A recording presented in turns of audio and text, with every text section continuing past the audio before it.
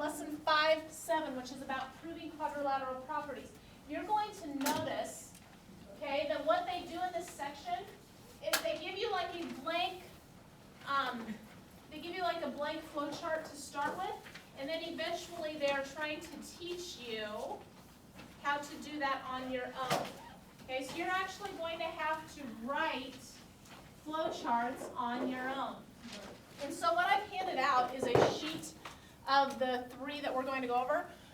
First of all, we have what's known as a dart. A dart's a concave kite. Remember concave, the word cave, meant it kind of caved in on one side.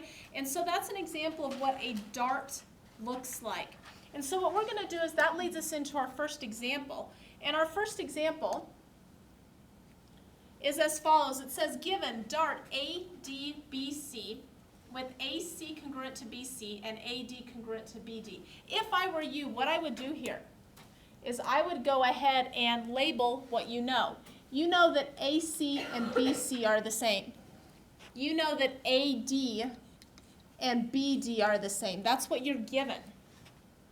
Okay? What we want to show is that CD bisects ACB. So what do you know about a bisector? What does it do?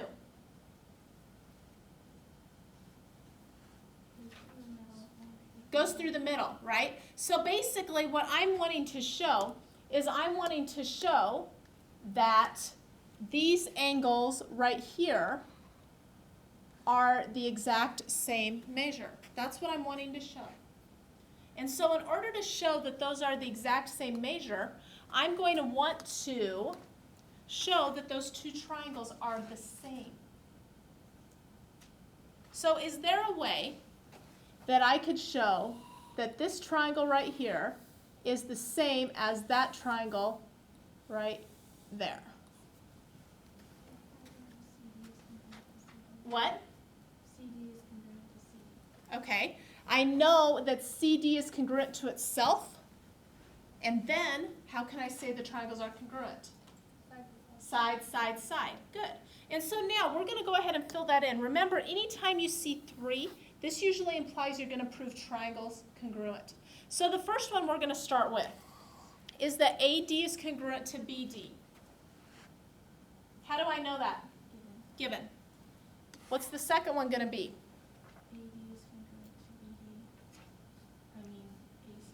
AC is congruent to BC, and that is? Given. Good. So those are the first 2, and those are the given statements.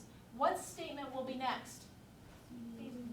CD is congruent to CD. Why? Same segment. Yep, same side, same segment. Good. So then now if you notice I've done a side, a side, a side. What is my next statement going to be? Yep. Triangle ADC is congruent to triangle BDC. Now actually what I heard was this, and that would be the same.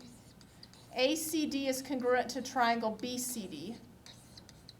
It doesn't matter, one of the 2. So you can have either. And why is that? Side, side, side. Very good. So then now in step 5, what were we going to do in step 5? Angles. Yep, perfect. So the angles will be angle ACD is congruent to BCD. ACD is congruent to BCD, and why?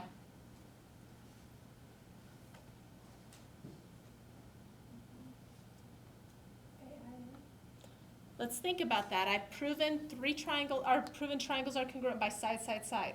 My next statement is saying after those triangles are congruent, these 2 angles are congruent. CPCTC, yep, there you go. Because corresponding parts of congruent triangles are congruent. And then so finally, CD is the bisector of ACB, which is exactly what I was supposed to show. You could, in this instance, also have CD bisects ACB. Why is my reason? Oops, why is my reason there?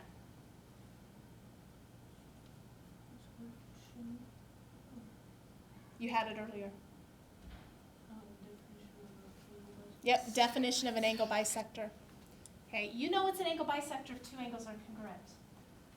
So, like I said, now what's going to happen is they're going to gradually kind of wean you away from the fill-ins and make you do them on your own. So let's go ahead and look at the next one. Okay, the next one, number 1, you're going to notice a number 1 there. This is actually taken from your homework. Okay, so this is number 1 on your homework assignment. It says, prove the conjecture. The diagonal of a parallelogram divides the parallelogram into two congruent angles. So look at what I'm given. Parallelogram SOAK with diagonal SA. So pretty much what I know if it's a parallelogram is I know that this side is parallel to that side. I also know that this side is parallel to this side. So I went ahead and labeled what I know from the very beginning.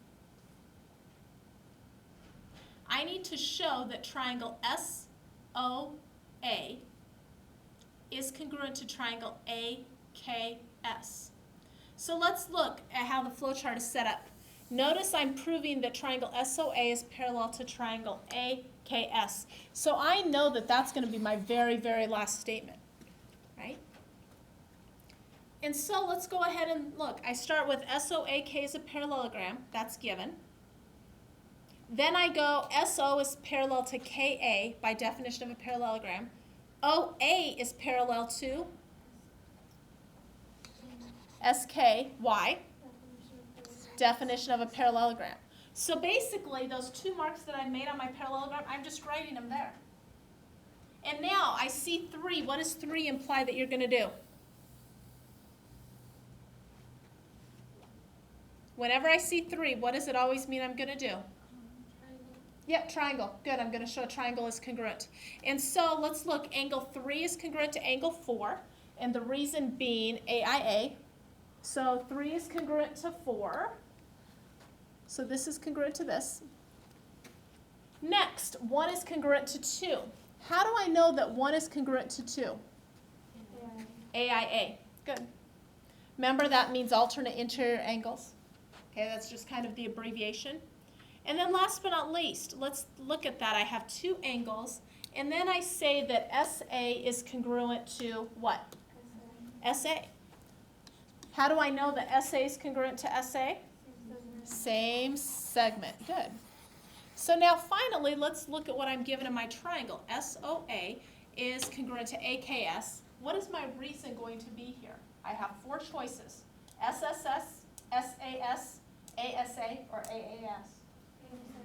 Let's look. I'm given an angle with the blue, a side with the orange, and an angle with the pink. So this is going to be ASA. Questions?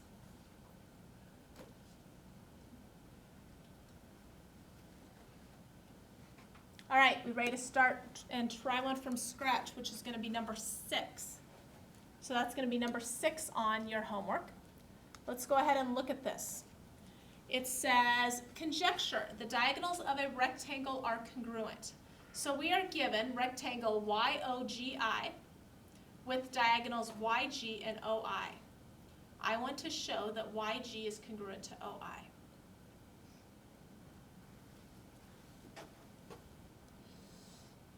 So what I'm going to do here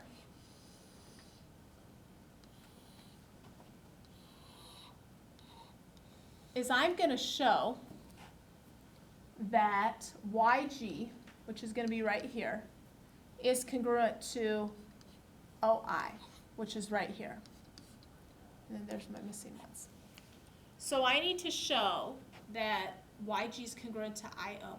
So if you look at that, I'm going to show those 2 triangles are congruent. So let's fill in what we know. We know it's a rectangle. So consequently, what do you know is true? Yep, there's 90-degree angles. Okay. What else do you know? That what? It's parallel, so as a result, what else do you know? They're equal. So you know IY is congruent to itself. What else do you know?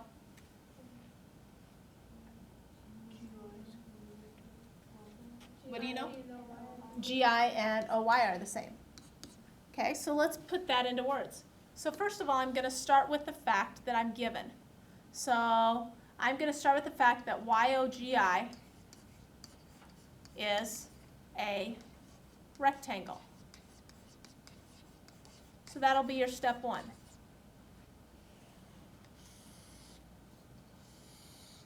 Now don't write too big because I'll tell you we're going to be going quite a ways over there. And that's my given statement.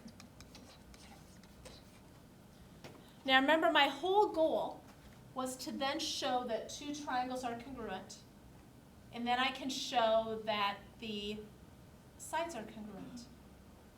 So if I'm going to show that two triangles are congruent, how many boxes am I going to need in this next one? 3. So we're going to start with the first one. The first one, can somebody tell me what the first statement will be? GI is congruent to OY. How do I know that? Yep, definition of a rectangle. So GI is congruent to OY. And remember, that was our definition of a rectangle. So that's step one.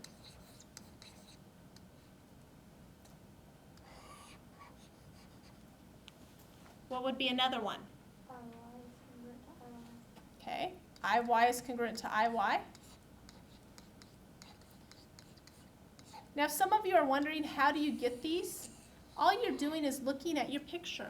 That's why we made all those marks, to make it easy. So IY is congruent to IY. What's that reason? Same segment.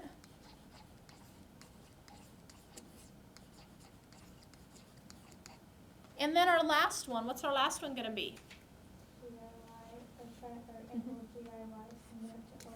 Angle GIY is congruent to angle OYI.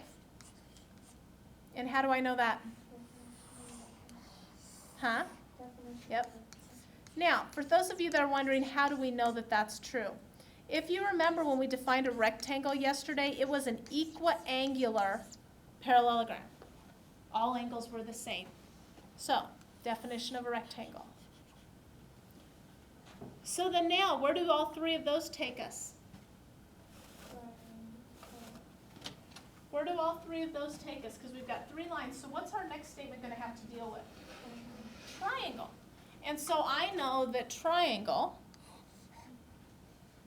GIY, is going to be congruent to what? Triangle OYI. Now, another thing I'm going to suggest that you do is make sure that you draw it separately, because it's really easy to see things separately as it is in that big diagram. Now, what's my reason here? So let's look at what I'm given. I've got a side, then I've got an angle and a side. So it would be SAS. So here's your flow chart where these 3 are now going to this box right here. And then I've got my final step. What's my final step going to be? Yep.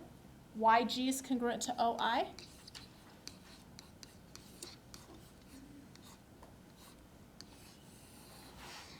And how do I know that? CP, CT, C. So that's what we've done. We just created a basic flow chart. Now this is the thing. You're going to find out that when you do these, it's going to seem like you're doing the same thing every time. Okay? And so don't think that you're doing it wrong just because you're doing the same thing as you go. Generally, you're probably going to be proving triangles are congruent. Okay? That's always one good rule of thumb. And so you're going to have to use 3 when you're proving triangles are congruent. But don't, get discouraged. Try something. What I need you to do then, and this is actually going to be due Friday, okay, is I need you to go ahead and do pages 301 through 302, 1 through 8. Now this is kind of the schedule for the rest of the week, remember, since I'm gone. Okay, Wednesday, tomorrow, you've got a quiz, and you've got lesson 5-7 worksheet. Okay, Thursday, still up in the air. Okay. I'll let you know what you're going to be doing Thursday. My guess is it'll probably be more of the lesson 5-7. And then we'll talk a little bit about Friday when I get back, but I will be back on Friday. Okay? So, any questions?